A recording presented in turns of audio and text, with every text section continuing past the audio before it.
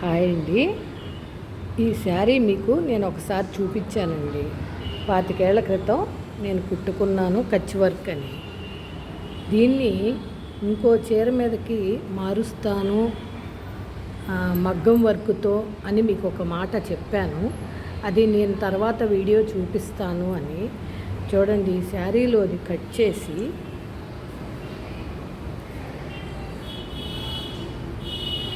ఇక్కడ పెట్టేశామండి.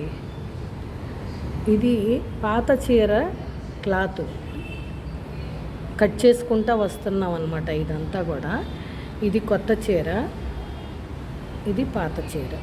Cloth cut చేయాలి. ఇంకా కూడా ఇదంతా కట్ చేసేసారు. దీనికి ఇలా అవుట్లైన్ ఇచ్చుకుంటూ వచ్చానండి. మగ్గం వర్క్ నేను చేసిన కచ్ వర్క్ ఏమో చేత్తో కుట్టుకున్నదన్నమాట. ఇది ఇలా ఉంటే దీనికి ఇక్కడ ఇలా అవుట్లైన్ ఇచ్చుకుంటా వచ్చాను. మీకు చూపిస్తాను, చూడండి ఫ్రెండ్స్.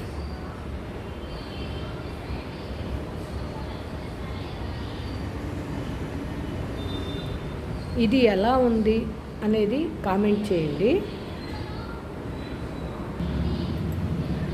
చూసారండి, ఇందాక మీకు నేను చూపించింది అది. ఇప్పుడు ఇటువైపు చూడండి, ఇది మొత్తం కట్ చేస్తున్నారు ఇలా అవుట్లైన్ ఇచ్చి. ఓకేనా అండి?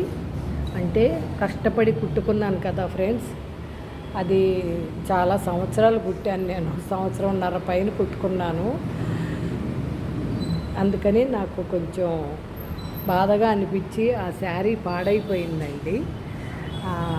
అది ఇక అట్లా వదిలేయటం నాకు ఇష్టం లేక మంగళగిరి పట్టు కొనుక్కొని ప్లెయిన్ దాని మీద కుట్టించుకుంటున్నానండి. ఊరికినే అవుట్లైనే, ఇలా అవుట్లైనే ప్రతి దానికి కూడా అవుట్లైన్ ఇచ్చేసి ఇలా చేసుకుంటున్నాను అన్నమాట. అది ఆ గుర్తుగా ఉండిపోవాలి అని. ఇప్పుడు కుట్టాలంటే నేను కుట్టలేనండి. చూసారా ఫ్రెండ్స్, ఇది కూడా అయిపోయింది. క్లాత్ కట్ చేయాలన్నమాట.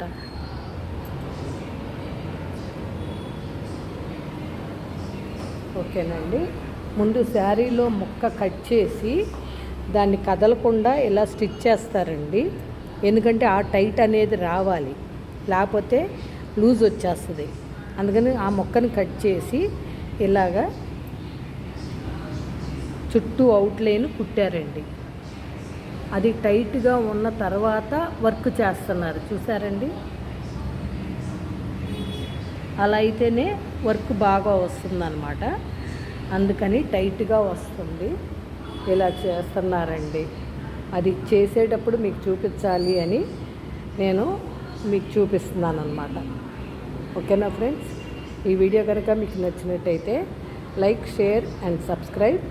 Please support me friends. Thank you.